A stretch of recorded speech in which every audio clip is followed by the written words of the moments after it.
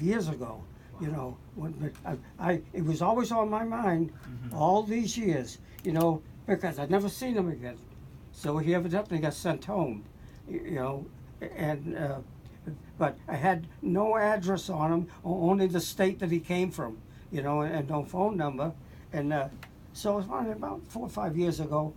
There was this friend of my niece's in Worcester who wrote a book about his father that was in my, managed to be in my company actually, but only he was in the weapons platoon, you know. I was in the rifle.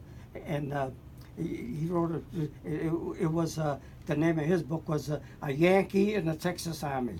You know, and well, he wrote to me, you know, and told me how he was talking to my niece, and my niece said, gee, she says, my uncle was in the 36th Division. So right away he wrote to me, you know, and he gave me one of his books after it got published, you know, which I have.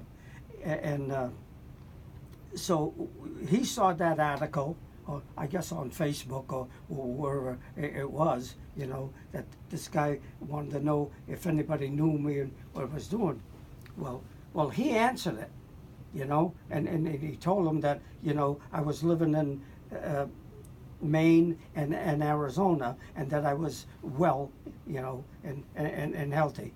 And my niece, one of my nieces happened to spot it too, so she wrote in also, you know, to him, to that guy. But again, you know, never got no city and no phone number. And I tried locating it, you know, I couldn't find an address or a phone number anywhere, you know. But it was nice to hear that he was still living, which I think he's still living, you know, because that young fellow I was telling you about, right in the book, well, he had a list of the survivors, you know, of my company, and he wasn't listed in the obituary column, so at least still living. So he's at least still living.